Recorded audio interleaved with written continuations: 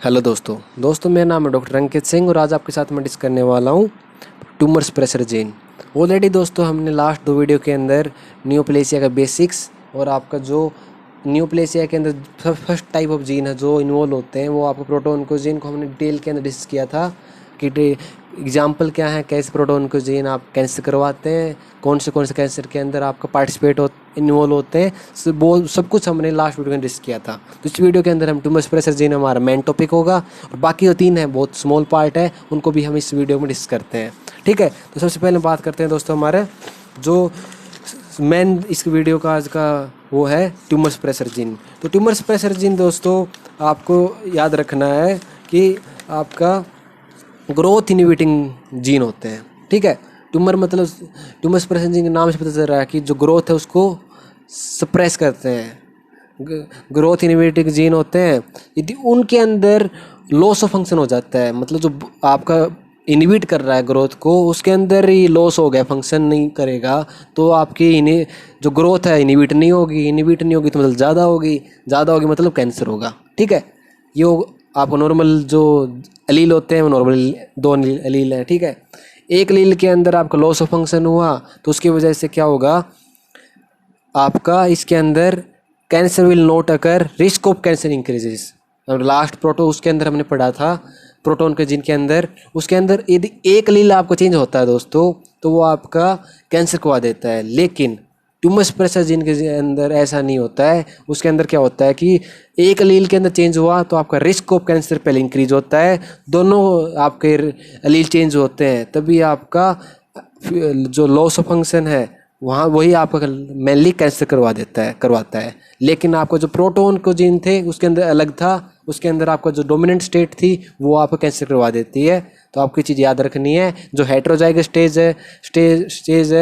है dominant state है वो उसके अंदर रिस्क इंक्रीज होता है ट्यूमर सप्रेसर के जीन के अंदर। लेकिन जो आपका होमोजाइगस स्टेट है, रिसेसिव स्टेट है, उसके अंदर आपका कैंसर होता है। लेकिन जो हमने पढ़ा था दोस्तों कि आपका जो प्रोटोन को जीन है उनके अंदर एक अलील ही आपका कैंसर करवा देता है। ठीक है, ये चीज़ आपको ध्यान रखनी है, डिफ्रेंशिएट करने में बहुत हेल्प होता है।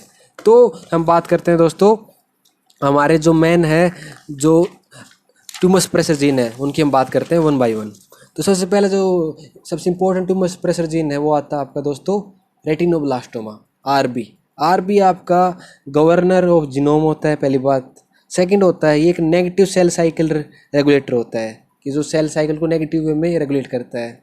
ये दो स्टेट्स होते हैं इसकी, एक तो होता है हाइपोफॉस्फोराइलेटेड, ये एक्टिव स्टेट होती है, एक हाइपर जो फॉस्फोराइलेटेड स्टेट होती है वो दोस्तों इनएक्टिव स्टेट होती है इस जीन की। ठीक है, तो कई बार पूछा जाता है कि एक्टिव स्टेट कौन सी है, हाइपोफॉस्फोराइलेटेड की। ठीक है, इसके अंदर दोस्तों आपका दो टाइप की चीज़ देखने को मिलती हैं, दो चीज़ समझनी पड़ेंगी।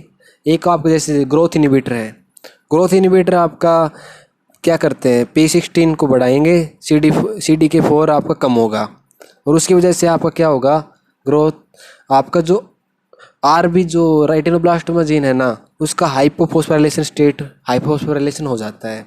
वो क्या करेगा, उसके बाद क्या होगा, जो E2F यूनिट होती है वो आपका फ्री नहीं रहेगी और उसके फ्री नहीं होने की वजह से क्या होगा कि जो आपका ट्रांसक्रिप्शन ब्लॉक हो जाता है इस फेज का।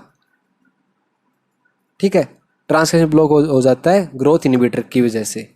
ग्रोथ जो फैक्टर होते हैं वो क्या करवाते हैं, P16 को कम करेंगे, CD4 को ज़्यादा करेंगे, उसकी वजह से आपका आरबी जीन का हाइपर फॉस्फोराइलेशन होगा, E2F फ्री हो जाएगा और आपका एस फेज प्रोसीड होगा। ये नॉर्मल जो बॉडी के अंदर जो प्रोसेस होता है वो हमने दोनों अलग अलग दोनों साइड लिख रखे हैं कि ग्रोथ इनहिबिटर क्या करवाते हैं, ग्रोथ फैक्टर क्या करवाते हैं, क्योंकि इसका रोल आएगा इसके इसके जो मैकेनिज्म है उसमें। जो रेटिनोब्लास्टोमा है उसके अंदर दो टाइप के जो आपको डिसऑर्डर देखने को मिलते हैं, एक आपकी इनहेरिटेड, एक आपका स्पोरेडिक। ठीक है, इनहेरिटेड मतलब आपका वन, इसके अंदर इनहेरिटेड के अंदर one muted allele is inherited, मतलब आपका मदर से एक म्यूटेटेड जीन आपका बच्चे में आता है। One normal allele is inherited. ठीक है, एक नॉर्मल एलील आपका रहेगा, एक म्यूटेटेड एलील रहेगा। तो जितनी भी बॉडी के अंदर जितनी सेल हैं वो क्या करेंगी, एक अबनॉर्मल एलील सभी कैरी करेंगी।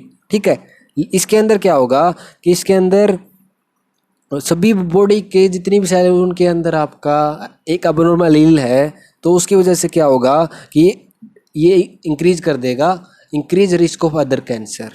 अब बॉडी के अंदर जो बाकी टाइप के कैंसर है ना, डिपेंड ऑन द साइट, उनका भी आपका ये रिस्क इंक्रीज कर देता है। मोस्ट इसके एग्जांपल है मोस्ट ओस्टियोसार्कोमा, जो आपका एसोसिएटेड होता है किसके साथ, रेटिनोब्लास्टोमा के साथ। क्यों होता है, क्योंकि आपका बॉडी के अंदर हर सेल के अंदर एक एलील आपका एबनॉर्मल है, वन एलील एबनॉर्मल है, तो आपका डिपेंड ऑन द साइट आपका जो आपका कैंसर में कन्वर्ट हो सकता है। एग्जांपल होगा ओस्टियोसार्कोमा। और आपका रेटिनोब्लास्टोमा क्या होगा कि सेकंड हिट हुआ, मतलब सेकंड एलील जब आपका म्यूटेट होता है तो वो आप कन्वर्ट हो जाता है रेटिनोब्लास्टोमा में। ठीक है, इसको हम बोलते हैं दोस्तों नुडसोन टू हिट हाइपोथेसिस। ठीक है, ये होता है। स्पोरोडिक में क्या होता है दोस्तों, आपका normally both allele are normally inherited, दोनों एलील नॉर्मल आते हैं मदर से। Only retinoblast undergo loss of function in both allele together. इसके अंदर क्या होगा कि जो स्पोरोडिक होगा ना, तो मतलब रेटिनोब्लास्ट जो आपका रीजन है या जो आपका आई है उसके अंदर या मेनली एलील दोनों इफेक्ट होते हैं, उसकी वजह से रेटिनोब्लास्टोमा होता है इसके। लेकिन बाकी बॉडी के अंदर तो ऐसा नहीं होगा, तो उसके अंदर जो अदर टाइप ऑफ कैंसर का रिस्क नहीं होता है। ठीक है, ये आपको ध्यान रखना है, इनहेरिटेड टाइप और स्पोरोडिक टाइप ऑफ रेटिनोब्लास्टोमा के अंदर। सेकंड जीन, हम नेक्स्ट जीन की बात करते हैं दोस्तों, जो आपका ट्यूमर सप्रेसर जीन होता है। वो ये तो आपने सुना ही होगा, P53 सबसे इंपॉर्टेंट जीन है। इसका जो मेन पर्पज होता था दोस्तों वो होता है जो आपका जो डीएनए साइकिल होता है, जो डीएनए और सेल है उसको साइकिल को स्टॉप करना, इसका मेन काम होता है P53 का। और ये आपका मैनेजर होता है, manage the activity of other transcription factor, other जो ट्रांसक्रिप्शन फैक्टर हैं उनकी भी एक्टिविटी को कंट्रोल करता है। जीन कौन सा है इसके अंदर, P53। प्रोटीन कौन सा है, P53। और ये also known as guardian of genomes. ठीक है, गार्जियन जीनोम कौन सा होता है, P53। ये क्या करता है, खुद कुछ नहीं कर रहा है, इसका मेन एज इट इज कुछ नहीं करता है, ये बस करवा रहा है आपका, ये रेगुलेट करता है बाकी जीन को, बाकी साइकिल को with the help of other gene. किसके थ्रू करेगा, with the help of BRCA1, other with the help of P21, हमने ऑलरेडी डिस्कस किया था। ठीक है, तो ये आपका मेन इसका काम होता है P53 का। P53 क्या होगा, डीएनए डैमेज हुआ तो आपका साइकिल को, सेल साइकिल को स्टॉप कर देगा। रिपेयर हुआ तो ठीक है, वरना उस सेल का एपोटोसिस करवा देगा। ठीक है, एपोटोसिस मतलब डेथ, सेल डेथ आपका करवा देता है, प्रोग्राम सेल डेथ। तो ये इसके बारे में हम डिटेल में पढ़ते हैं कि जो नॉर्मल चीज़ है दोस्तों वो आपका normal cell with intact P53। ये क्या होता है, P53 is kept at BA4 by MDM2। मतलब क्या है, ये नॉर्मल आपका इसकी सेल के अंदर पोजीशन होती है। यदि MDMR जो जीन है उसके अंदर गेन ऑफ फंक्शन होता है तो उसकी वजह से क्या होगा कि आपका P53 का जो फंक्शन है वो लॉस हो जाता है, क्योंकि जो ये आपके एंटागोनिस्ट टाइप के इनके अंदर एक्शन होते हैं। वो आपका ये क्या है कि उसको रेगुलेट करता है, वो इसको रेगुलेट करेगा, तो इसके अंदर म्यूटेशन ज़्यादा हुआ तो आपका उसके अंदर जो कंट्रोल करने का है तो फंक्शन नहीं होगा, तो लॉस ऑफ फंक्शन होगा। ठीक है, एग्जाम्पल है को जो एग्जाम आपको याद रखना है वो है लाइपोसार्कोमा एंड सॉफ्ट टिश्यू मैग्नेंसीज। सेकंड है दोस्तों जो डीएनए डैमेज, एक सेकंड कंडीशन आती है DNA damage with intact P53। DNA damage है लेकिन आपका P53 इंटैक्ट है, तो उसमें क्या होता है, जो ATM जीन होता है वो आपको नॉर्मली सेंस करता है डैमेज को, वो क्या करेगा, MDM2 को कम कर देगा, P53 को इंक्रीज कर देगा। ठीक है, और आपका ट्रांसक्रिप्शन ऑफ P21 और CDKN1A को इंक्रीज कर देता है, और उसकी वजह से आपका सेल साइकिल अरेस्ट हो जाता है। ठीक है, ये मेन होता है, सेल साइकिल अरेस्ट होगा तो आपको बाद में ट्रांसक्रिप्शन ऑफ GADD45 का ट्रांसक्रिप्शन ज़्यादा होता है, और वो आपको क्या करेगा, डीएनए रिपेयर का अटेम्प्ट करता है इसकी हेल्प से। ठीक है, डीएनए रिपेयर ये होता नहीं होता, उसके अकॉर्डिंग दो कंडीशन आती हैं। कि एक तो कंडीशन आती है कि आपका डीएनए रिपेयर सक्सेसफुल हो गया है, सक्सेसफुल हुआ तो आपका P21 क्या करेगा, साइकिल को रिज्यूम कर देगा।